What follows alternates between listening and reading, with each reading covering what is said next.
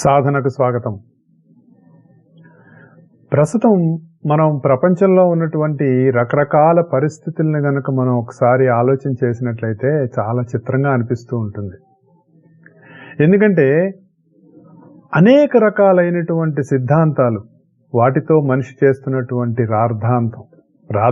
సిద్ధాంతం, రాద్ధాంతం, వేదాంతం అన్నారు ఒక ఆయన. అంటే మనకు అర్థమైందో లేదో తెలియదు. అనేక రకాలైనటువంటి సిద్ధాంతాలు, దేవుడు ఉన్నాడని ఒకడు, దేవుడు లేడని ఒకడు, ఉంటే ఇలా ఎందుకుందని ఒకడు, ఇలా కారణాన్ని, దీనికి అంతటికీ కారణం దేవుడే కాబట్టి దేవుణ్ణి ద్వేషిద్దామని ఒకడు, అసలు నువ్వెవడివిరా మధ్యలో, అసలు ఉన్నదంతా దైవమే అని ఒకడు. ఇలా రకరకాలైనటువంటి ఒక విచిత్రమైనటువంటి మానసిక స్థితిలోకి ఒక జాతి వెళ్ళిపోయిందేమో అని అనిపిస్తూ ఉంటుంది. అంటే కొన్ని మనకు అర్థమైనట్టుగా ఉంటాయి, కొన్ని అర్థం అవవు. అర్థమైన వాటిని మనకి తోచినటువంటి భాషలో మనం అర్థం చేసుకుంటూ ఇదే నిజం అనుకుంటూ దానితోటే ప్రపంచం మీద అయోమయ స్థితిలో ఉన్న వాళ్ళందరి మీద కూడా దాన్నే రుద్దేస్తూ, మన సిద్ధాంతాలని రుద్దేస్తూ రకరకాలైనటువంటి స్థితుల్లోకి మనిషి వెళ్ళిపోయాం. ఏకం సత్ విప్రా బహుదా వదంతి అని వేదం చెప్పినా ఆ ఒకే విషయాన్ని తెలిసినటువంటి వాళ్ళు, వేద విధులు అయినటువంటి వాళ్ళు రకరకాలుగా చెప్పారు. ఎందుకు రకరకాలుగా చెప్పారు అని కనుక మనం ఆలోచించినట్టయితే, జీవులు రకరకాలైనటువంటి స్టేజెస్లో ఉంటారు, స్థితుల్లో ఉంటారు. అందరికీ ఒకే రకంగా చెప్తే అర్థం కాదు. కాబట్టి ఎవరు ఏ రకంగా చెబితే అర్థం చేసుకుంటారు అనేటటువంటి దాన్ని ఉద్దేశించి ఒకే పదార్థాన్ని రకరకాలుగా మనకి అది ఎలా పనిచేస్తుంది అన్నది వాళ్ళ స్థితుల్లో వాళ్ళకి అర్థమయ్యేటట్టుగా చెప్పారు.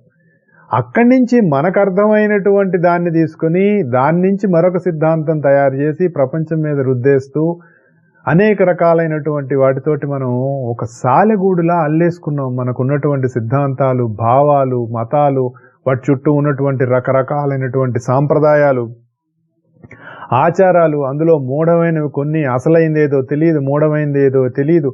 మళ్ళీ వాటిల్లోంచి మనం రకరకాల భయాలు, ఆందోళనలు, చేస్తే ఏమవుతుందో, చేయకపోతే ఏమవుతుందో, ఇలా ఒక రకమైనటువంటి ఒక విచిత్రమైన స్థితిలోకి, మానసిక స్థితిలోకి జాతి వెళ్ళిపోయిందని అనిపిస్తూ ఉంటుంది. అందులో మన భారతదేశంలో ఉన్నటువంటి సిద్ధాంతాలు ఇంకొక చోట లేవా అనిపిస్తుంది. కానీ ఏ జాతికి ఆ జాతే భూమి మీద ఉన్నటువంటి రకరకాలైనటువంటి పరిస్థితుల కారణంగా వాళ్ళకి అర్థమైన దాన్ని మార్చేసుకున్నారు. దీంట్లోంచి ఎలా బయటపడాలో తెలియదు, చేయకపోతే ఏమవుతుందో తెలియదు, చేస్తే ఏమవుతుందో తెలియదు. వీటన్నిటికీ కారణంగా ముడిపెట్టేసి దేవుడు మనల్ని శిక్షిస్తాడు, దేవుళ్ళు మనల్ని సర్వనాశనం చేసేస్తాడు ఇలా చేయకపోతే అనేటటువంటి ఒక మూఢభావంలోకి, ఇక అంతకంటే మనల్ని మనం తిట్టుకోవడం బాగోదు, దాంట్లోకి వెళ్ళిపోయాం. తీరా బయట ప్రపంచంలో మనం గనక చూస్తే మరి ఒక అవినీతి చేసేవాడు కానీ, ఒక దుర్మార్గుడు కానీ, సమాజంలో మరి బీభత్సం సృష్టించేటటువంటి వాడు కానీ, ఇష్టం వచ్చినట్టు బతికేటువంటి వాడు ఏమిటో ఆనందంగా బతుకుతూ ఉంటాడు. ఏదో తనకున్న దాంట్లో ఏదో తను తింటూ ఏదో పక్క వాళ్ళకి సహాయం చేస్తూ మంచిగా బతుకుదాం అనుకున్నవాడు బాధలు అనుభవిస్తూ ఉంటాడు. వాడంటాడు, మంచిగా ఉండటం తప్ప అండి, నేను బాగుంటే ఇన్ని బాధలు అనుభవిస్తున్నాను అని, ఎట్లా బతికితే మనకెందుకులే అని ఇష్టం వచ్చినట్లుగా వెళ్ళి పెడదారులు పట్టిన వాళ్ళు కూడా మనకున్నారు. కాబట్టి ఇదే జన్మ అండి, ఇంకో జన్మ లేదనే వాళ్ళు ఉన్నారు. వచ్చే జన్మ ఉందో లేదో తెలియదు, కానీ మనకి ఈ జన్మ ఉందని తెలుసు.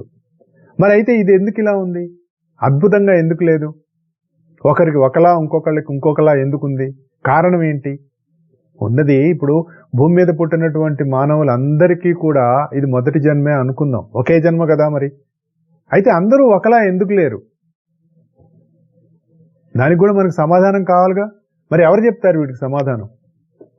ఏంటోనండి, నాకు చిన్నప్పటి నుంచి ఒక చెడు అలవాటు లేదు, ఆరోగ్యంగానే ఉన్నాను, ఆనందంగానే ఉన్నాను, బానే ఉన్నాను, నాకు ఈ జబ్బు ఎందుకు చేయాలి అంటే ఎవరిని అడుగుతావు? చెప్పేది సమాధానం ఎవరు? ఈ లోపల మనం ఏ స్వామీజీ దగ్గరకో, జ్యోతిష్యుడి దగ్గరకో, సరే జాతకం మీద నమ్మేవాళ్ళు జ్యోతిష్యుడి దగ్గరికి వెళ్తే ఏదో చార్ట్ చూసి నీ పూర్వజన్మ, నీకు తెలియదు కదా నీకు పూర్వజన్మ ఉందో లేదో, అలాగే వచ్చే జన్మ ఉందో లేదో కూడా నీకు తెలియదు కదా. దాన్ని మనం ఎలా నమ్మాలి?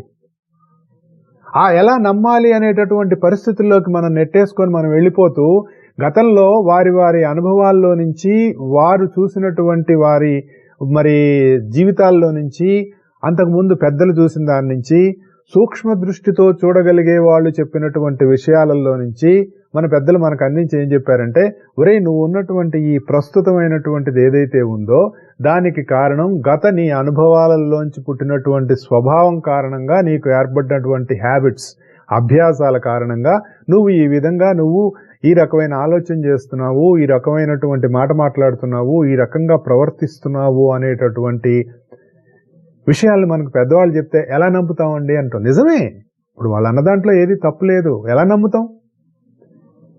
ఈ ప్రశ్న మనం వేసుకుంటే సమాధానం చెప్పేవాళ్ళు ఎవరు? భగవంతుణ్ణి నమ్మను, ఒక గురువుని నమ్మను, ఒక స్వామీజీని నమ్మను, మరి లేదంటే నేను దేన్ని నమ్మను, మరి నా జీవితం ఎలా ఉంది అన్న దానికి సమాధానం ఎవరు చెప్తారు? సమాజం మీద పడతాం. నెక్స్ట్, సమాజంలో ఈ విధమైనటువంటి అసమానతలు ఉండబట్టేనండి ఇదన్నీ జరుగుతున్నాయి అండి. అసలు అసమానతలు అనేటట్టు దానికి కారణం ఎవరు? కనపడని భగవంతుడి మీద మనం తోసేస్తూ ఉంటాం. నేను ఈ మధ్య ఎక్కడో చూశాను, కమల్ హాసన్ ఒక మాట అన్నట్ట, దేవుడు ఉన్నాడని నమ్మాను కానీ గుడి ముందు ఉన్న బిచ్చగాళ్లను కూడా ఆ స్థితి నుంచి ఉద్ధరించలేని వాడు దేవుడు ఎక్కడవుతాడు, కాబట్టి దేవుడు లేడు అనే నిర్ధారణకు వచ్చాను అని అన్నట్ట కమల్ హాసన్. అది విన్న తర్వాత నాకు ఒక భావన కలిగింది. ఒక మనిషి ఉన్న స్థితి నుంచి కొంచెం అతన్ని ఒక మంచి స్థితికి తీసుకెళ్లగలిగేటటువంటి స్థితి నీకు కల్పించాడు కదా భగవంతుడు. నువ్వు బిచ్చగాడి పరిస్థితుల్లో లేవు కదా, ఆ బిచ్చగాళ్లను ఉద్ధరించగలిగే స్థితికి నువ్వు వెళ్ళినప్పుడు నువ్వెందుకు చేయకూడదు? ఎక్కడో కనపడని దేవుడి మీద మనం భారం నెట్టేస్తాం కానీ ఆ స్థితి నుంచి ఉద్ధరించగలిగే స్థితిలో నువ్వున్నప్పుడు ఒక మనిషి ఇంకొక మనిషిని ఎందుకు ఉద్ధరించడు? ఎందుకు పైకి తీసుకెళ్ళడు? వాడికి కావాల్సినటువంటి సహాయం చేయటమో లేదంటే వాడి కాళ్ళ మీద వాళ్ళు నిలబడేటట్టుగా చేయటమో ఎందుకు ఇంకొక మనిషి చేయలేడు? ప్రభుత్వం మీద ఆధారపడటమో లేదంటే భగవంతుడి మీద ఆధారపడటమో. భగవంతుడి మీద ఆధారపడ్డప్పుడు మనకు ఎట్లా కనపడ్డు కాబట్టి, మనం అనుకున్నది జరగదు కాబట్టి, ఎందుకు జరగదో తెలియదు కాబట్టి రకరకాలుగా మనం నిందలు వేసేస్తూ ఉంటాం. పక్కవాడి మీదనో లేదంటే కనపడి భగవంతుడి మీదనో. అసలు ఉన్నాడా భగవంతుడు అని ప్రశ్నిస్తాడు. ఉంటే కనపడ్డే అంటాడు. ఎదురుగుండా కనపడుతున్నటువంటి మనిషిని పట్టించుకోడు. ఆ మనిషి ఎలా ఉన్నాడు, నువ్వు ఉండటానికి కారణం ఏంటి, దానికి అస్తిత్వం ఏంటి, ఏ అస్తిత్వం వల్ల నువ్వు ఉన్నావు, అలాగే అవతల వాడు ఏ అస్తిత్వం వల్ల ఉన్నాడు, వాడు ఆ స్థితిలోకి ఎందుకు వెళ్ళాడు, ఇలా రకరకాలైనటువంటి ఆలోచనలు మనం ఆలోచించుకుంటూ పోతే దీనికి సమాధానం ఎవడు చెప్తాడు? నీకు తట్టదు, ఇంకొకటి చెప్పేది నచ్చదు. ఆల్రెడీ మనకు చెప్పినటువంటి అనేక రకాలైనటువంటి మన స్క్రిప్చర్స్ అనండి, పెద్దవాళ్ళనండి, ఋషులనండి, ద్రష్టలనండి, ప్రాచీన శాస్త్రజ్ఞులనండి, ఏదన్నా అనండి, వాళ్ళు చెప్పింది కూడా మేము నమ్మం. అలాంటప్పుడు నిన్ను నీవు ఉన్నటువంటి ఈ దుస్థితిలో నుంచి ఉన్నత స్థితికి నిన్ను ఎవడు తీసుకెళ్తాడు? తీసుకెళ్లేవాడు ఎవడు? దేన్ని నమ్మని వాడిని ఎవరు ముందుకు నడిపిస్తారు? ఒక రకంగా ఆలోచిస్తే ఎక్కువ శాతం మంది ఇలాంటి వాళ్లే ఉన్నారు. ఒక రకమైనటువంటి మాప్ ఫోబియా మనకి నడుస్తూ ఉంటుంది.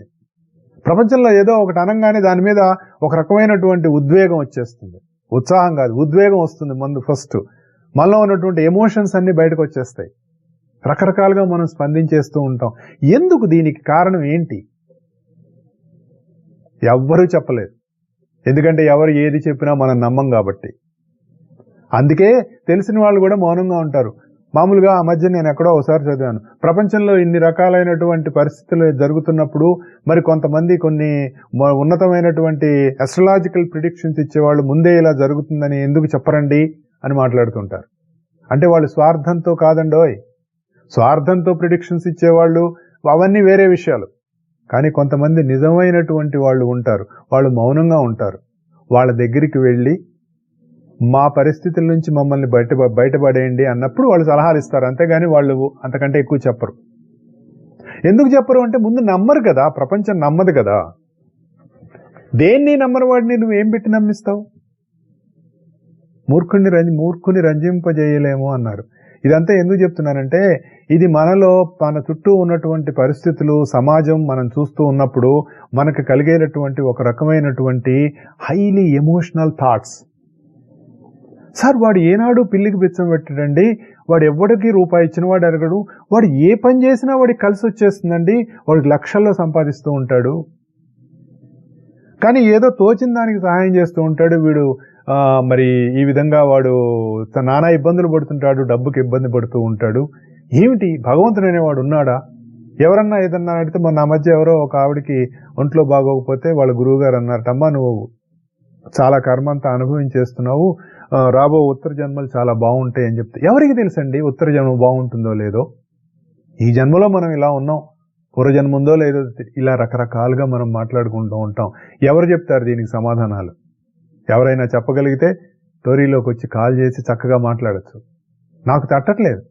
నాకు తట్టింది ఒకటే, వీటన్నిటికీ కారణం మనం వెతుక్కోవాలి అని అనుకుంటే వీటన్నిటినీ క్రోడీకరించి ఒక మనిషిలో తత్వం ఎలా పనిచేస్తోంది, ఆ తత్వానికి మూలమైనటువంటిది ఏంటి, అది ఎందుకు ఇలా రకరకాలుగా రకరకాలైనటువంటి స్థితుల్లోకి వెళ్ళిపోతుంది, ఆ స్థితిలోంచి తిరిగి మళ్ళీ పూర్వస్థితిలోకి వెళ్ళటానికి కావలసినటువంటి ఏ రకమైన సాధన చేస్తే తిరిగి మళ్ళీ పూర్వస్థితికి వెళుతుంది.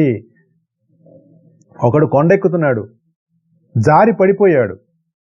జారి పడిపోయిన వాడు తిరిగి మళ్ళీ కొండెక్కాలంటే మరి తిరిగి మళ్ళీ తన నడక ప్రారంభించాలిగా. ప్రారంభించకుండా ఆ కొండ దగ్గరే కిందే పడిపోయి, ఈ కొండ మంచిది కాదు, నాలాంటి వాడు ఇలా కొండెక్కుతుంటే నన్ను జారి కింద పడేసింది అని కొండను నిందిస్తాం కదా. సైకిల్ తొక్కుతున్నవాడు తొక్కటం రాకపోయినప్పుడు సైకిల్ మించి కింద పడితే సైకిల్ని నిందించడం వల్ల ఏంటి ఉపయోగం? చాలా విచిత్రంగా ఉంటుంది మన హ్యూమన్ సైకాలజీ. మేము రోజు బ్యాడ్మింటన్ ఆడుతూ ఉంటాం. బ్యాడ్మింటన్ ఆడుతూ ఉన్నప్పుడు తప్పులు పోతూ ఉంటాయి. తప్పులు పోకుండా ఎలా ఉంటాయి? ఎంత పెద్ద హైలీ ఒలింపిక్ ఛాంపియన్ అయినా ఒక పాయింట్ రావాల్సిందే కదా. ఆ షటిల్ కింద పడుతుంది కదా.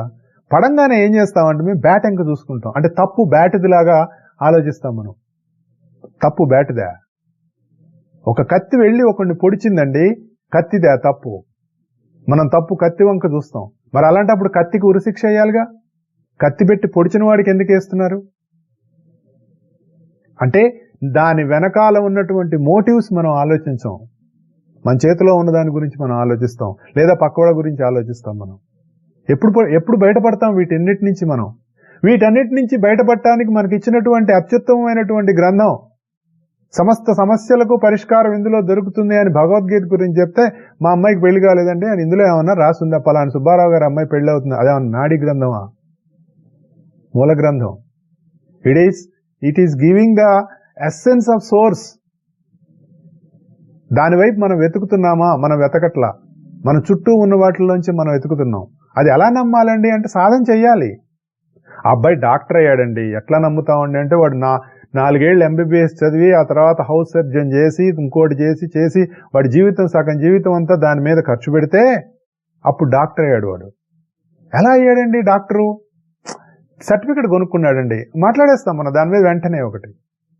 అంటే సాధన చేయకుండా, దాని రుచి తెలియకుండా, దాని లోతుల్లోకి వెళ్లకుండా, మనకు నచ్చినటువంటి ఒక ఎమోషన్లోనో లేదంటే మనకు కలిగినటువంటి ఒక బాధలోంచో రకరకాలుగా మనం మాట్లాడిస్తూ ఉంటాం. ఇది మనం నిత్యము మనల్ని మనం తరచి చూసుకోవాల్సినటువంటి అతి ముఖ్యమైనటువంటి అంశం. ఎవరో బాగున్నారు, మనం అనుకున్నది అవ్వలేదు, వెంటనే మనం మొత్తం అన్నిటినీ ఉన్నటువంటి అన్నిట్లో లోపాలు ఉన్నాయి అనేస్తాం మనం. కానీ లోపం మనలోనే ఉంటుంది, మన ఆలోచనలో ఉంటుంది, మనకున్నటువంటి మోటివ్స్లో ఉంటుంది. ఆ మూలంలోకి మనం వెళ్ళం. మూలం అంటే కేంద్రం. మనం ఎంతసేపు పరిధిలోనే తిరుగుతూ ఉంటాం. ఎప్పుడైతే మనం కేంద్రంలోకి వెళ్ళామో అక్కడ తెలుస్తుంది, నేను ఇంతకాలం ఎందుకు అశాంతిగా ఉన్నాను అంటే కారణం పరిధిలో తిరుగుతున్నాను. అంటే ఇంటి పట్టును లేకుండా రోడ్లెంబడబడి తిరుగుతున్నటువంటి ఒకానొక స్థితిలో మనం ఉన్నాం. రోడ్లెంబడి తిరిగేవాడికి శాంతి ఎట్లా ఉంటుందండి? కాసేపు ఆ షాప్ దగ్గర నుంచి టీవీ చూస్తాడు, కాసేపు ఇంకో చోటికి దగ్గర ఎవరి దగ్గరకో చూస్తాడు, కాసేపు రోడ్డు మీద వెళ్తున్న కారు ఇంకా చూస్తాడు. ఇంకా వాడికి స్థితి ఒక స్థిమితమైనటువంటి ఒక స్థిరమైనటువంటి స్థితి ఎక్కడి నుంచి కలుగుతుంది? ఇంటికి వస్తే కలుగుతుంది. అందుకనే చూడండి, ఈ భూమి మీద ఎవరు ఎక్కడికి వెళ్ళినా తిరిగి ఇంటికే వస్తారు, అంతే కదా? లేదు సార్ నేను హోటల్కి వెళ్తానంటే వాడు నువ్వు బిల్లు కట్టకపోతే బయట హోటల్ నుంచి గంటేస్తాడు. మనం యూజీ కృష్ణమూర్తి గారి జీవితం కనుక ఒకసారి చూసుకున్నట్లయితే, ఆయన మరి ప్యారిస్లోనూ లండన్లోనూ ఎక్కడో ఉన్నప్పుడు ఆయన అలాగే ఉన్ననాళ్ళు ఆయన దగ్గర డబ్బులు అయిపోయిన తర్వాత you have to get out అన్నారట. ఎందుకని అన్నారు? That's not your permanent place to live. నీ పర్మనెంట్ ప్లేస్ ఏంటన్నది అంటే నీ ఇల్లు. అలాగే నీ లోపల కూడా నీకు ఒక పర్మనెంట్ ప్లేస్ ఉంది. దాన్నే మన హృదయం అని చెప్పారు. మనం ఎక్కడుంటున్నాం? మనసులో ఉంటున్నాం. మనసు అనేటటువంటిది ఎక్కడుంది? అందుకే మనకి ఏం చెప్తారంటే హస్తినాపురం అని ఒకటి, మరి పాండవులు పాలించింది ఒకటి, కౌరవులు పరిపాలించింది ఒకటి అని రకరకాలుగా చెప్తారు కదా.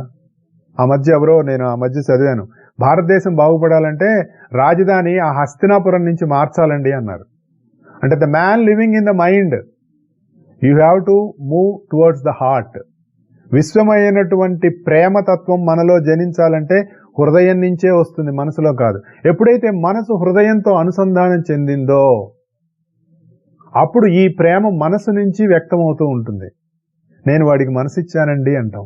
మనసు నీకు తెలుసా ఎక్కడుందో? వాడికి బుద్ధి లేదండి అంటాం. నీకు తెలుసా బుద్ధి లేదండి అంటే ఎక్కడుందో? Can you prove all these things? ఎవ్వడూ ప్రూవ్ చేయలేడు. కానీ అవన్నీ ఉన్నాయిగా మనకి.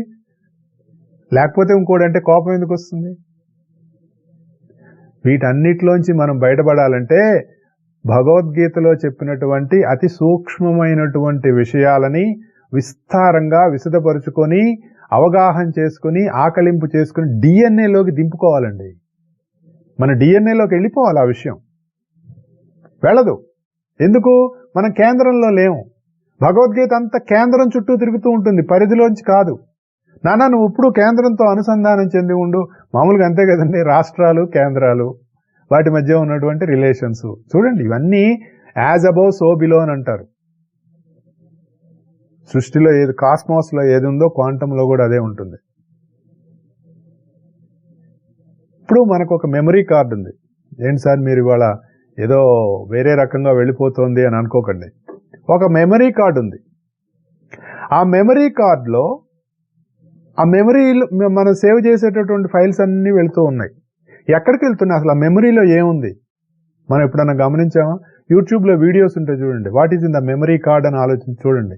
అంటే మీరు దాన్ని అలా డిగ్ చేసుకుంటూ వెళ్ళిపోతే ఒక క్వాంటమ్ లెవెల్కి వెళ్ళిపోతే, అంటే ఆటమ్ లెవెల్ దాటి క్వాంటమ్ లెవెల్కి వెళ్ళిపోతే అక్కడ ఏమీ లేదు. అంటే మనం అనుకునేటటువంటి ఎలక్ట్రాన్స్ ప్రోటాన్స్ లెవెల్ కూడా దాటి ఇంకా లోపలికి వెళ్తే అక్కడ ఏం లేదు, ఊరికి ఎంటీ స్పేస్ ఉంది.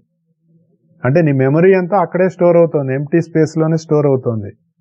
దానికి మళ్ళీ మనం ఒక మెకానికల్ ఇన్స్ట్రుమెంట్ దానికి మనం యాడ్ చేసినప్పుడు ఆ ఎంటీ స్పేస్లోంచి నీకు కావాల్సినటువంటి విషయం అంతా కూడా బయటకు వస్తుంది. విచిత్రంగా లేదు? మనలో కూడా మనం కూడా ఆ ఎంటీ స్పేసే. ఆ ఎంటీ స్పేస్లోంచి ఇదంతా జరుగుతోంది. మన శరీరంలో ఉన్నటువంటి దాన్నే దహరాకాశం అంటారు. మన హృదయంలో ఉన్నటువంటి దహరాకాశంలో ఉంటుంది. ఆ ఆకాశతత్వమే నిరంతరం మనలో ఉండి సోహం సోహం సోహం సోహం అనేటటువంటి మన హృదయ స్పందనగా మనలో ఉంది అని మనం చెప్పామనుకోండి, ఇవన్నీ ఎవడు నమ్ముతాడండి? సాధన చేసిన వాడు నమ్ముతాడు. ధైర్యంతో సాధన చేసినటువంటి వాడు నమ్ముతాడు. అంటే బయట రోడ్లమ్మడి తిరగకుండా ఎట్లాగైతే ఇంట్లో ఉన్నటువంటి వాడు ప్రశాంతంగా ఉంటాడో అలాగే తనలోకి తాను ప్రవేశించిన వాడు ప్రశాంతంగా ఉంటాడు. అక్కడికి వెళ్ళినప్పుడు తెలుస్తుంది నేను అనేటటువంటి తత్వం ఏంటో అక్కడ తెలుస్తుంది. అప్పుడు అది గనక మనకు అర్థమైతే భగవద్గీత చదువుకుంటే కృష్ణుడు అహం వైశ్వానరో భూత్వా ప్రాణినాం దేహమాశ్రితః అన్నా ఇమం వివస్వతే యోగం ప్రోక్తవాన్ అహమవ్యయం అని చెప్పినా,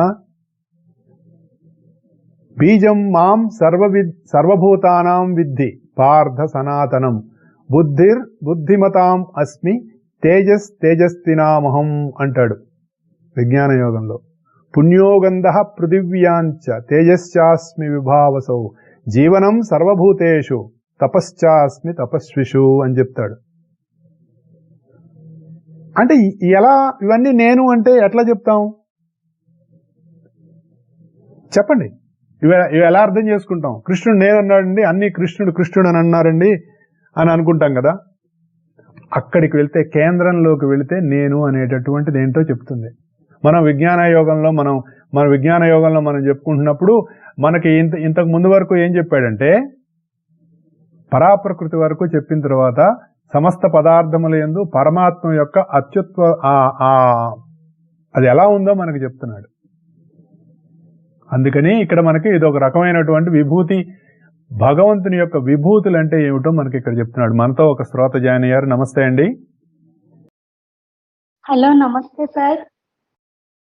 హలో అండి, చెప్పండి, ఎలా ఉన్నారు? బాగున్నానండి, మీరు బాగున్నారా?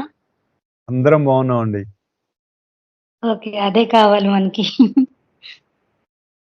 అయితే మీరు చెప్తున్న దానికి ఒకవేళ నేను చెప్పిన విషయాలు మ్యాచ్ అవ్వకపోయినా కొంచెం సర్దుకుంటారా? చెప్పండి చెప్పండి. నేను నా పార్టిసిపేషన్ కోసం అంటే ఇష్టం అన్నమాట నాకు, అందుకనే అలా వస్తుంటా మన టోరీ లైవ్ షోస్ కి. అయితే మీరు చెప్పిన విషయాల్లో కొన్ని అంటే మనకి కొన్ని లిరిక్స్ గుర్తొచ్చాయి, అదొక 2 చెప్తాను, తర్వాత ఇంకొకటి చెప్తాను. ఆ మూడోది నాకు గుర్తుంటే చెప్తా, యాడ్ చేస్తాను ఆ పాయింట్. పాత పాటల్లో దేవుడనే వాడున్నాడాని మనిషికి కలిగేను అది ఉంటుంది కదా, అలాగే మనుషులు అనే వాళ్ళు ఉన్నారా అని దేవుడికి వచ్చింది అదొకటి. ఇంకొక పాటలో ఆ మనిషికి మనసే తీరని శిక్ష దేవుడిలా తీర్చుకున్నాడు కక్ష. అంటే మీరు చెప్పిన పదాలతో ఈ పాటలు కొంచెం కలిసాయని ఇది సరదాగా చెప్పాను. అంటే దేవుడి మీద పెట్టేస్తారు అన్నారు కదా మీరు, అందుకని ఇవి చెప్పాను అనమాట. అలాగే మనుషులు ఇంత క్రూరంగా ఉంటున్నారు కాబట్టి దేవుడికి డౌట్ వచ్చింది, వీళ్ళు నేను పుట్టించిన మనుషులేనా అని. ఇది కూడా అప్పట్లో ఎప్పుడో రాశారు కవులు, ఊహించి బాగుంది అనిపించింది, అందుకే చెప్పాను. అయితే మీ థ్యాంక్ యూ. మీరు ఇందాక కత్తి వైపు కోపంగా చూస్తారు అది ఇది అని చెప్పారు కదా, నాకు ఇంకొక థాట్ వచ్చింది, అదే మూడోది, నేను మర్చిపోలే చెప్తా. చిన్నప్పుడు చిన్నపిల్లలు ఏదైనా ఇలా పడిపోతే లేకపోతే గోడకి తలగుద్దుకుంటే అమ్మ వాళ్ళు అదే ఎవరైతే పెద్దలు అప్పుడు ఉన్నారో నేల మీద పడిపోతే నేలను కొట్టి అన్నా అంటారు కదా, అంటే అమ్మ అని, అంటే దానికి దెబ్బ కొట్టేసి అన్న ఇంకేడవకులే అని ఆ ఆబ్జెక్ట్ ని కొడతారు కదా. అలా కాకుండా నువ్వు సరిగ్గా నడవలేదు అని అప్పుడే నేర్పించుంటే ఆయా వస్తువుల వైపు కోపంగా చూడరు. బాగుందండి, మంచి పాయింట్ చెప్పారు. అది నిజమే, పెద్దలు మనకి కింద పడంగానే నేలను కొట్టేవాళ్ళు, అమ్మా తగులుతావా నువ్వు అని. అది తగల, మనమే తగిలాం అదే కదా. బాగుంది, చిన్నప్పటి నుంచి నేర్పటం దాన్ని బట్టి అది వాళ్ళకి రియాలిటీ అన్నది తెలుస్తుంది, మనమే తగిలాము మనకి తగలలేదు అని. అవునవును సార్, అంటే మనం తిన్నగా నడుచుంటే మనకి మంచి రిజల్ట్స్ వచ్చి ఉండేవి. ఇన్ కేస్ మనకు మంచి రిజల్ట్స్ రాకపోయినా ఇంకెలా వెళ్ళాలి అనేది కూడా తెలుస్తుంది. అంటే అంటారు కదా, if we change like if we don't like our results we should change our approach అని. అలా అవును, అంతే సార్, ఇవే చెప్పాలనుకున్నాను నా మాటగా. ఒకసారి మిమ్మల్ని విష్ చేయాలని కూడా అనుకున్నా, అందుకే వచ్చాను. చాలా సంతోషం. థ్యాంక్ యూ సార్, నమస్తే. థ్యాంక్ యూ అండి. ఇక్కడ విజ్ఞాన యోగంలో ముందు ఈ జగత్తంతా నా యందు సూత్రే మణిగణ ఇవ అని చెప్పిన తర్వాత కొన్ని విభూతులు చెప్తున్నాడు. అంటే అస్తిత్వం ఏమని ఈ కొన్ని రకాలు కొన్ని ఎగ్జాంపుల్స్ ఇస్తున్నాడు అనమాట. రసోహం, అహం, అప్సు, నీళ్లలో నేను రసాన్ని, మరి సూర్యచంద్రుల్లో ఉన్నటువంటి వెలుగుని, మరి వేదాల్లో ఉన్నటువంటి ప్రణవాన్ని, ఆకాశంలో ఉన్నటువంటి శబ్దాన్ని, మరి పౌరుషం ఋషు అంటే రాజుల్లో ఉన్నటువంటి పౌరుషం, ఇలా రకరకాలుగా చెప్పుకుంటూ పుణ్యోగంధ, ఇవన్నీ ఎందుకు చెప్తున్నాడు అంటే ఈ నేను అనేటటువంటి తత్వం లేకపోతే వేటికి కూడా అస్తిత్వం ఉండదు అని మనం అర్థం చేసుకోవాలి. అది ఎలా కుదురుతుంది? ఇప్పుడు గంధం ఉందండి, గంధం ఉంది అని మనకు ఎలా తెలుస్తుంది? దాన్ని వాసన చూసేవాడు కానీ లేదంటే ఉపయోగించేవాడు కానీ లేకపోయినప్పుడు అది సుగంధమా దుర్గంధమా ఎలా తెలుస్తుంది? కర్పూరం మంచి వాసన వస్తుందండి, దానికి అది వాసన రాదు, మనం చూసినప్పుడు వాసన వస్తుంది. మనం అంటే మనలో ఉన్నటువంటి నేను అనేటటువంటి వెలుగులోంచి వ్యక్తం అవుతున్నటువంటిది అది మనం గుర్తుపెట్టుకో. అంటే నేను అనేటట్టు లేకపోతే మిగిలినవి ఏవీ లేవు. కనుకనే చెప్తున్నాడు బీజం మాం సర్వభూతానాం విద్ధి పార్థ సనాతనం. వీటన్నిటికీ బీజాన్ని నేనే అని చెప్తున్నాడండి. బీజం అంటే మూలం. సర్వభూతానాం, భూతాలంటే పుట్టినవి, పుట్టిన వాటన్నిటికీ కూడా నేనే మూలం అని చెప్తున్నాడు. ఇప్పుడు ఆలోచించండి, మనం అనుకునేటటువంటి అసమానతలు అనేటటువంటివి ఈ దైవం యొక్క స్థితిలో ఉన్నాయా? లేవు కదా. అన్నీ నేనే కదా. దేవుడనేవాడు ఉన్నాడా అని మనిషికి కలిగిన సందేహం, మనుషులనేవారు ఉన్నారా అని దేవునికి కలిగి వచ్చను అనుమానం అని ఇందాక ఆవిడ ఒక పాట చెప్పారు. అది మనం రాసుకున్నాం పాట, ఎందుకంటే అది మన యొక్క ఎమోషన్స్ లోంచి మనం రాసుకున్నాం. అసలు భగవంతుడు ఉన్నాడో లేడో ఇందాక నేను మొదట చెప్పాను కదా, నేను రకరకాలైనటువంటి భావంలోంచి, మనకున్న కష్టాల్లోంచి, ఎమోషన్స్ లోంచి, ఆవేశాల్లోంచి, ఉద్వేగాల్లోంచి బయటకు వచ్చినటువంటి ఒకనొక వాయిస్ అది ఎందుకు మరి నిజంగానే భగవంతుడు అంటే అది ఒక రూపమా? ఆయన అలా చేతులు, చతుర్భుజాలు, పీతాంబరాలు దర్శించి నుంచొని అలా కాళ్ళు నొప్పులు పుట్టేటట్టు ఆకాశంలో ఉన్నాడా? ఎక్కడున్నాడు? మనం గత వారం చెప్పుకున్నాం, అంతా పైవాడు. పైన కింద అనేటటువంటిది నీకు నాకు, ఆ తత్వానికి అంతా ఒకటే. అది మనకి భగవద్గీత చెప్తుంది. ఈ భగవద్గీతలో ఉన్నటువంటి సూక్ష్మాన్ని మనం అర్థం చేసుకొని దాన్ని మనం ఆచరణలో గనక తెచ్చుకుంటే అప్పుడు మనకు అనుకున్నటువంటి అసమానతలు ఉండవు. బీజం మాం సర్వభూతానాం విద్ధి పార్థ సనాతనం అంటే సనాతనుడైనటువంటి వాడిని నేనే బీజంగా ఈ సృష్టి అంతా ఏర్పడింది. ఈ సృష్టి అనేటటువంటి కర్మాగారానికి పవర్ ప్లాంట్ నేను, గుర్తుపెట్టుకోండి. ఇది సృష్టికి సంబంధించినటువంటిది. అలాగే నీ జీవితం అనేటటువంటి పుట్టిన దగ్గర నుంచి శరీరం వదిలేసేంత వరకు కూడా మనం ఏర్పరచుకున్నటువంటి మన జీవితం ఉంది చూసారా, దట్ ఈజ్ అవర్ ఫ్యాక్టరీ. ఒక ఫ్యాక్టరీ రన్ అవ్వాలంటే దానికి పవర్ ప్లాంట్ ఉండాలి కదా. ఆ పవర్ ప్లాంట్ ఉండాలి అంటే ఎక్కడి నుంచి వస్తుంది పవరు? ఫ్యాక్టరీ రన్ అవుతోంది, 10,000 మంది కార్మికులు పనిచేస్తున్నారు, సడన్ గా పవర్ పోయింది. ఎక్కడ పోయింది? వెంటనే ఫ్యాక్టరీ రిలేటెడ్ ఫీజులు ఎతుకుతారు, అంతా బానే ఉంది. ఆ తర్వాత ఆ పైన ఉన్నటువంటి మెయిన్ ఇంకొక ట్రాన్స్ఫార్మర్ దగ్గరికి ఎతుకుతారు, బానే ఉంది. ఇంతలో ఫోన్ వస్తుంది, పవర్ ప్లాంట్ లో ప్రాబ్లం ఏదో వచ్చిందండి, అక్కడ మెయిన్ థర్మల్ స్టేషన్ దగ్గరే ప్రాబ్లం ఉందిట, పవర్ పోయిందని అంటారు కదా. థర్మల్ స్టేషన్ లో పవర్ పోయింది అంటే ఇంకెవరు చెప్తారు? That is the main source. అక్కడి నుంచి మనకు పవర్ వస్తుంది, అక్కడే పవర్ పోయిందిట అంటే మనం ఏం చేయలేం కదా. కానీ సృష్టి అనేటటువంటి ఈ కర్మాగారానికి, ఈ ఫ్యాక్టరీకి పవర్ ప్లాంట్ అనేటటువంటిది నేను అనేటటువంటి తత్వం. ఆ నేనే నీలో కూడా ఉంది. ఈ నేనును బాగా మనం దించుకోవాలండి. ఎప్పుడైతే నేను ఉందో వెంటనే నాది ఉంటుంది. ఈ రెండు విడదీయలేనివండో. నేనుంటే నాది ఉంటుంది, నాది లేకుండా నేను ఉండదు. ఈ నాది అనేదే ప్రకృతి. ఎప్పుడైతే నేనున్నానో నాది అనేది ఏదైతే వస్తుందో అదే ప్రకృతి. అలా ప్రకృతిలోంచి పుట్టిన ప్రతిదానికి కూడా ఒక లిమిటేషన్ ఉంటుంది, ఒక పరిధి ఉంటుంది దానికి. ఈ నేను అనే దానికి లిమిటేషన్ లేదు. అన్నీ కూడా ఎందులోంచి వస్తాయి? నేనులోంచి వస్తాయి. ఆ తత్వం వైపు మన ప్రయాణం ఎంతగా మనం ముందుకెళ్తుంటామో మనం అనుకునేటటువంటి ఈ అసమానతలు ఇవన్నీ కూడా తొలగి ఉన్నదంతా ఒకటే అనే భావన వస్తుంది. నేను ఆ మధ్య మొన్న కూడా చెప్పాను. నేను ఒక ఆయన ఇలాగే నేను వింటుంటే ఆయన చెప్తాడనమాట. దాంట్లో చెప్తాడు, యూ ఎగ్జిస్ట్ అనేటటువంటిది ఒక లా అట, నువ్వు ఉన్నావు అనేటటువంటిది ఒక సత్యం. That's one principle. రెండో ప్రిన్సిపల్ ఏంటంటే everything is here and now. మొత్తం కూడా ఇప్పుడే ఇక్కడే ఉందిట. నువ్వు అనుకునే పాస్ట్ ప్రెజెంట్ అన్నీ కూడా ఇప్పుడే ఉన్నాయి, ఇన్ డిఫరెంట్ ఫ్రీక్వెన్సీస్ అంటాడు. If you know how to reach that frequency then you will know అంటాడు. ఇంకొక లా ఏంటో తెలుసా అండి ఆయన చెప్పింది? The one is the all and the all are the one. మన భగవద్గీత చెప్పుకుంటున్నామే ఆ ప్రిన్సిపల్ ఆయన చెప్పాడు. కావాలంటే ఇంటర్నెట్లో వెతకండి, బిషార్ అని ఒకటి దొరుకుతుంది. ఆయన ఒక ఎక్స్ట్రా టెరిస్ట్రియల్ బీయింగ్ తోటి గత 40 సంవత్సరాలుగా ఒక ఛానలింగ్ చేస్తూ ఆయన చెప్పినటువంటి అనేక విషయాలు, అది సత్యమా అసత్యమా అవన్నీ పక్కన పడేయండి. అదంతా లేదండి ఆయన ఇన్నర్ వాయిస్ లోంచి ఏదో చెప్తున్నాడు, అయ్యుండొచ్చు కాక ఆయనే చెప్పాడు, మీరు ఏదన్నా నమ్మండి నాకు అనవసరం. కానీ ఆయన చెప్పినటువంటి సూత్రాలు నాకు కొన్ని నచ్చినాయి. ఫోర్త్ ప్రిన్సిపల్ ఏంటో తెలుసా అండి? What you put out is what you get back. మన పెద్దవాళ్ళు ఏం చెప్పారు? నువ్వేది ఇస్తావో అది నీకు వెనక్కి వస్తుందని చెప్తారు కదా, అదే ప్రిన్సిపల్. 5th ప్రిన్సిపల్ ఏంటో తెలుసా అండి? Everything changes except the first 4 laws. నేను ముందు చెప్పినటువంటి 4 సూత్రాలు తప్ప మిగిలినవన్నీ మారతాయని చెప్పాడు. భగవద్గీతలో మనం మాట్లాడుకునేది దీని గురించేగా, అందుకని నాకు ఎక్కువ కనెక్ట్ అయింది అనిపించింది.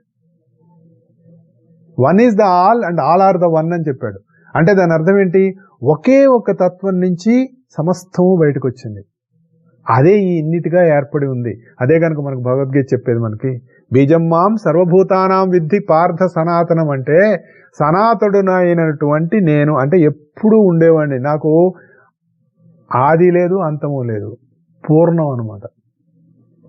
సున్నాకి పైన కింద ఏముందండి?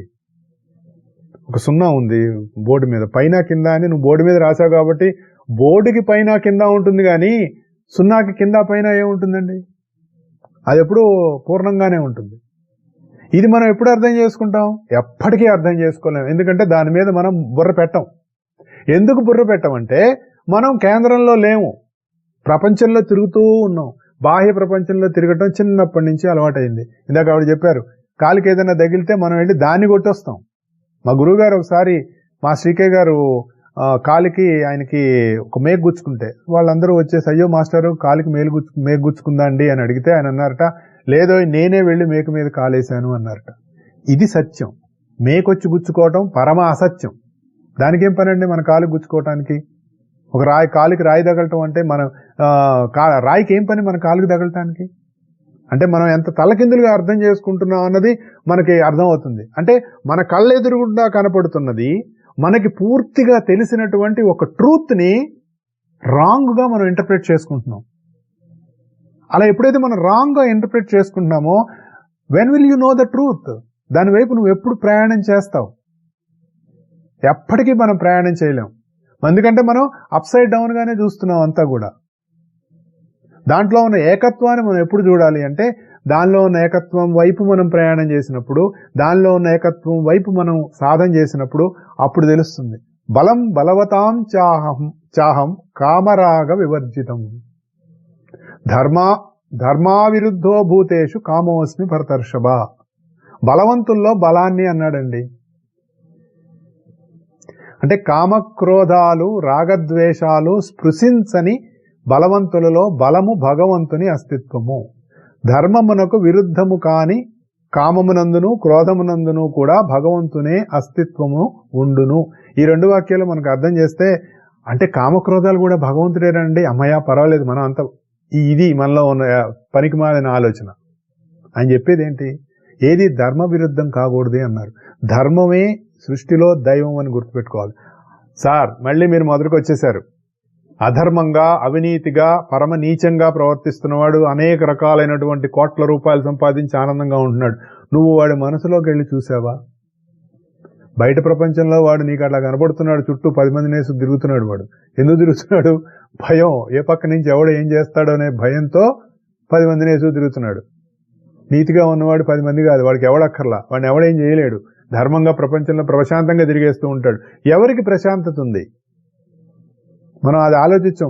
వాడి దగ్గర డబ్బు ఉంది, వాడు అనుకున్న పనులు అవుతున్నాయి, ఎందుకంటే డబ్బుతో ప్రపంచాన్ని కొలగలిగే స్థితిలో వాడున్నాడు. అమ్ముడు పోయే స్థితిలో ప్రపంచం ఉంది. డబ్బుతో కొనేసుకొని వాడు పనులు చేసుకుంటున్నాడండి. ఆఫీసులో పని ఉంది, 10,000 పారేస్తున్నాడు, పని చేసుకుంటున్నాడు. ఎందుకంటే అమ్ముడు పోవటానికి ఒక నీచ స్థితిలో, ఒక అమ్ముడు పోయే స్థితిలో వాడున్నాడు, కొనే స్థితిలో వీడున్నాడు. ఇద్దరూ నీచులే.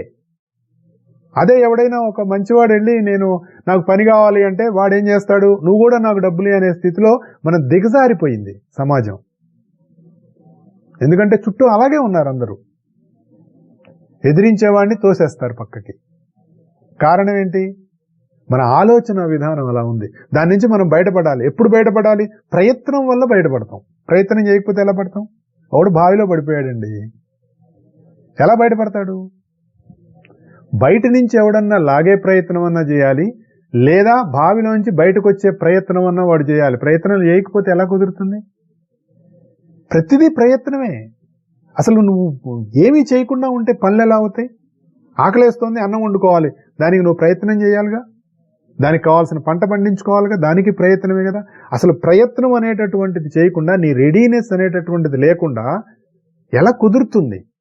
ఏది కుదరదు. ఈ ప్రపంచంలో ప్రయత్నం చేయకుండా ఏదీ కుదరదు. దాన్నే పురుష ప్రయత్నం అని చెప్తారు. దానిపైన దైవం యొక్క అనుగ్రహం ఉండాలిరా, అప్పుడు కుదురుతుంది అని చెప్తారు. నీ ప్రయత్నం ధర్మయుక్తం అయితే అప్పుడు దైవం ఆటోమేటిక్గా దానికి కావాల్సినటువంటిది ఇస్తారు, అనుగ్రహం అని చెప్తారు. మరి నేను చాలా ధర్మంగా జీవించానండి, నేను నా ప్రయత్నం నేను చేస్తూనే ఉన్నాను, అయినా ఎందుకు పనులు అవ్వట్లేదు, కాబట్టి దైవం అనేటటువంటి వాడు లేడు. ఒక స్టేట్మెంట్ రాసి అండర్లైన్ చేసేసి ప్రపంచంలో మనం ఒక నిర్ధారణకు వచ్చేస్తాం. ఎందుకు వస్తాం? మనం అనుకున్న పని అవ్వలేదు, మనకు ధర్మంగా బతుకుతున్నామని మనం అనుకుంటున్నాం.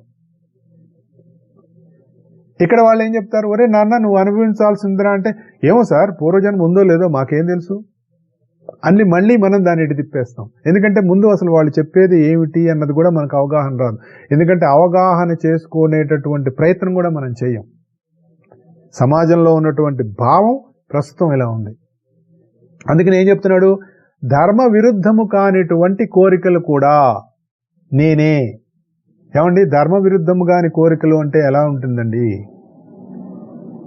ధర్మ విరుద్ధం కాని అంటే, ఇప్పుడు ఒక ఆయనకి భార్య యందు అనురాగం లేదా భర్త యందు అనురాగం, తప్పులేదు కదండి, అది మంచిదే. నా కొడుకు పరీక్షల్లో పాస్ కావాలి అనేటటువంటి ఉద్దేశంతో రాత్రింబవళ్ళు కష్టపడి కోరిక పెట్టి వాడిని చదివించి, అది కూడా కోరికే కదండి, కానీ అది ధర్మమే. నా కొడుకు మంచిగా చదువుకోవాలంటే తప్పులేదు, కానీ నా కొడుకే చదువుకోవాలి. చూడండి, ఇక్కడ మిగిలిన వాళ్ళకంటే నా కొడుకే ఫస్ట్ రావాలి అనేటటువంటి భావం ఏదైతే ఉందో అది ధర్మానికి విరుద్ధం. మా అబ్బాయి కూడా ఫస్ట్ రావాలి, బాగుంది, మా అబ్బాయే ఫస్ట్ రావాలి, అది ధర్మ విరుద్ధం. ఆలోచన చేసుకోవాలి మనకు, అప్పుడు తెలుస్తుంది. అట్లాగే క్రోధం విషయంలో కూడా రాముడు క్రోధమునందు కాలాగ్ని సదృశుడు అని రాస్తాడు వాల్మీకి. ఎందుకు? ధర్మ సంరక్షణ కోసం, దుష్ట శిక్షణ కోసం క్రోధాన్ని వాడాడు. అంతేగాని రాముడికి వేరే మోటివ్ లేదు. అంటే నీలో ఉన్న కోపం కానీ, నీలో ఉన్న కోరిక కానీ అది ధర్మబద్ధమై ఉండాలి. ఎందుకు ఉండాలి అంటే, నువ్వు అలా ధర్మంగా ఉన్నప్పుడు దానివల్ల సమాజానికి ఉపయోగం ఉంటుంది, అది నిన్ను కూడా ఉద్ధరిస్తుంది. అటువంటిది నేనే అని ఎందుకు చెప్పాడంటే, ఆ నీలో కలిగేటటువంటి భావన నేను అనేటటువంటి తత్వంలోంచి పుడుతోంది కాబట్టి అది నేనే అని చెప్పాడు. మామూలుగా మనం ఇంకోటి ఏం చూస్తామంటే, భగవంతుడు అనగానే సాత్వికమైనటువంటి భావాలు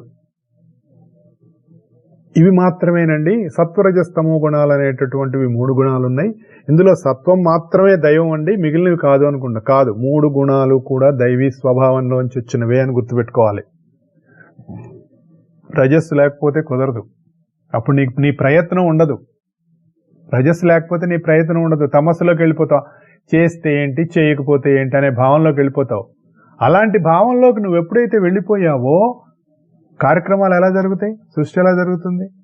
సృష్టి అంటే మళ్ళీ వేరే రకంగా అనుకోకండి, నీ భావంలోంచి పుట్టిందే ఇదంతా. నువ్వు ఇలా చెయ్యాలి అని ఒక భావంతో, ఆ భావంలోంచి వచ్చేటటువంటి నీ కలిగినటువంటి జ్ఞానంలోంచి చేసినటువంటి ప్రవర్తనలోంచి వస్తుంది ఈ కర్మలన్నీ కూడా. అవన్నీ కూడా ధర్మం చుట్టూతా ఉన్నాయా లేదా అని ఆలోచించుకోవాలి. ఉద్యోగాలు చేస్తామండి, జీతాలు లక్షల్లో కావాలి, ఖర్చులు మాత్రం 100ల్లో అవ్వాలి. ఎలా కుదురుతుంది? ఒకసారి ఆలోచించండి. అంటే అంత మనం ఈ తల్లకిందులైనటువంటి ఆలోచనలోంచి మనం బయటపడ్డప్పుడే శాంతి అనేటటువంటిది దొరుకుతుంది, లేకపోతే శాంతి రాదు. నిరంతరం అశాంతిగానే జీవితం నడుస్తూ ఉంటుంది. కొన్ని లక్షల కోట్లు ఉన్నవాడు కూడా అశాంతిగానే ఉంటాడు. వాడిని అడిగితే వాడు చెప్తాడు దానికి సమాధానాలు, 1 గంట సేపు లెక్చర్ ఇస్తాడు ఎందుకు అశాంతిగా ఉన్నాడు. అదేదో సినిమాలో అంటాడు, మా డబ్బులున్న వాళ్ళ కష్టాలు మీకేం తెలుసండి అంటాడు. ఎవరి కష్టాలు వాళ్ళకుంటాయి, లేనివాడి కష్టం లేనిదే, ఉన్నవాడి కష్టం ఉన్నవాడిదే. మనం అనుకుంటాం ఉన్నవాడికి కష్టాలు లేవనుకుంటాం, వాడిని అడిగితే తెలుస్తుంది మనకి. కాబట్టి గుణాలు ఏవైనా ప్రతిదీ కూడా ఒక ధర్మం అనేటటువంటి చట్రంలో మనం చేసే పని, భావన, ప్రవర్తన ఇముడుతోందా లేదా చూసుకుంటూ ఉండాలండి. అప్పుడు మాత్రమే మనకి ప్రశాంతత అనేది జరుగుతుంది. దీని అంతటికీ సాధన అనేటటువంటిది నిరంతర ప్రయత్నం మనకు జరుగుతూనే ఉండాలి. ఇది ఎప్పుడు మనం గుర్తుపెట్టుకోవాలి. దానికోసమే మనకి గ్రంథాలన్నీ ఇచ్చారు. అవి చదువుకుంటూ ఉంటే ఆ చదువుకున్నప్పుడు మనకు కలిగినటువంటి ఆ ఇన్స్పిరేషన్ ఏదైతే ఉందో దాని నుంచి మళ్ళీ వెళ్ళాలి. నెలకొకసారి చదువుకోవడం కాదు, రోజు చదువుకోమన్నారు. ఎందుకు? You have to be inspired daily. ఎందుకంటే రోజు పొద్దున్నే లేస్తున్నావు కదా, పొద్దున్నే లేవగానే ప్రపంచం నేను చుట్టేస్తుంది కదా. యూట్యూబ్ ఉంది, వాట్సాప్ ఉంది, ఫేస్బుక్ ఉంది, ఇన్స్టాగ్రామ్ ఉంది, ట్విట్టర్ ఉంది. దేన్ని వదులుతున్నావు? మళ్ళీ న్యూస్ పేపర్స్ ఉన్నాయి. ఇవేవి చూడలేదనుకో నీ మైండ్ చాలా ప్రశాంతంగా ఉంటుంది. లేదా ఎవడో టెలిఫోన్ చేస్తాడు, వాడు ఏదో న్యూస్ చెప్తాడు. ఇవన్నీ మనల్ని చిలవల పలువులుగా మామూలుగా 5 ఇంద్రియాలని 5 వైపులుగా లాగుతాయండి అని కాదు. ఈ 5 ఇంద్రియాలు కలిపి కొన్ని వేల డైరెక్షన్స్ లో మనల్ని లాగేస్తున్నాయి. ఉన్నది 360 డిగ్రీలు అయినా కూడా మళ్ళీ దాన్ని సబ్ డివిజన్లు చేసుకుంటూ పోతే ఎన్ని వస్తాయో మనకు తెలియదు. కానీ అన్ని వేల డైరెక్షన్స్ లో నిద్ర లేచిన దగ్గర నుంచి నిద్రలోకి వెళ్లేంత వరకు కూడా మనల్ని ప్రపంచం బయటికి లాగేస్తోంది. ఇప్పుడు ఒక మనిషిని ఒక సెంటర్ పాయింట్ లో నుంచోబెట్టి వాడికి 360 వైపుల తాళ్లు కట్టి లాగితే వాడి పరిస్థితి ఏముంటుంది? అలా అయిపోయింది మన జీవితాలు. బయటపడాలంటే రోజు ఇలాంటివి చదువుకోవాలి. ఓ పావుగంట చదువుకోరా, పావుగంట చదువుకో, అరగంట ఆలోచించు, దాన్ని నీ జీవితంలోకి తెచ్చుకోమని చెప్పారు. సారీ సార్ నాకు టైం లేదని మనం అనుకుంటాం. ఎందుకు? ముందు అసలు మనకు ఆ భావంలోకి వెళ్ళటమే ఇష్టం లేదు మనకి. ఆలోచించండి. కాబట్టి మనిషిలో కలిగేటటువంటి రాజస భావాలైనా తామస భావాలైనా కూడా అవి ఎప్పుడైతే ధర్మానికి విరుద్ధం కాదో లేదా ధర్మం నిలపటానికి పనికొస్తాయో అవన్నీ కూడా దైవ సంకల్పానికి సంబంధించినవే అని గుర్తుపెట్టుకోవాలి.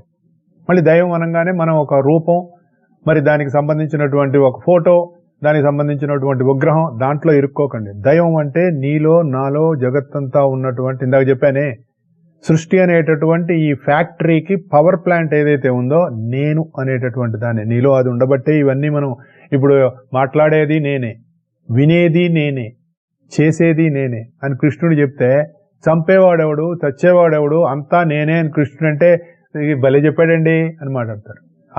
ఆ నేనన్నది అర్థం కాలేదు. దాని గురించే బుర్ర బదులు కొట్టుకుంటున్నాం. అది ఒక్క భగవద్గీత చెప్తుంది మనకి. ఆ నేను అనేటటువంటిది దైవము అని చెప్తాడు. ఇది అందరిలోనూ ఉంటుంది అని చెప్తాడు. ఇది అందరిలో ఉంటుంది. దాని నుంచి త్రిగుణాలు వచ్చినాయి కానీ అవి ఆ త్రిగుణాలు దానికి అంటవోట.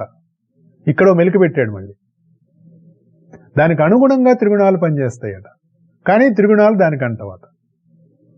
ఎలా కుదురుతుంది సార్ అంటే, మనం పెద్ద పెద్ద వాళ్ళ యొక్క జీవితాలు కనుక చూసుకున్నట్లయితే, వాళ్ళ చరిత్రలు చదువుకున్నట్లయితే మనకు అందులో అర్థం అవుతుంది. అంటే సృష్టి మొత్తం కూడా సత్వరజస్తమో గుణాలతో ఉన్నప్పటికీ కూడా వాటిల్లో అంటకుండా అంతర్యామిగా ఈ నేను అనేటటువంటి దైవతత్వం ఉంది అని మనం గుర్తుపెట్టుకోవాలి. త్రిగుణాలు లేకపోయినా ఈ నేనుంటుంది, కానీ ఈ త్రిగుణాలు 3 ఉన్నప్పుడే సృష్టి ఉంటుంది, లేకపోతే ఉండదు. ఇప్పుడు రంగురంగుల దారాలు ఉన్నాయండి. ఆ రంగురంగుల దారాల్ని పత్తితో చేశారు. పత్తితో చేసినటువంటి రంగురంగుల దారాలతోటి ఒక చక్కటి ఒక రుమాల్ అల్లారు, ఒక వస్త్రాన్ని నేశారనుకోండి. దాని మీద రకరకాలైనటువంటి బొమ్మలు ఉన్నాయి. ఈ బొమ్మలు ఏవైతే ఉన్నాయో అవి రుమాల మీదే ఉన్నాయి, కానీ అందులో ఉన్నటువంటి పత్తికి సంబంధించినటువంటివి కాదు. They are not related to the cotton or thread or the atoms of the cotton. కానీ ఈ నేను అనేటటువంటి తత్వం ఆటం ఇంకా లోపల లెవెల్లో ఉంది.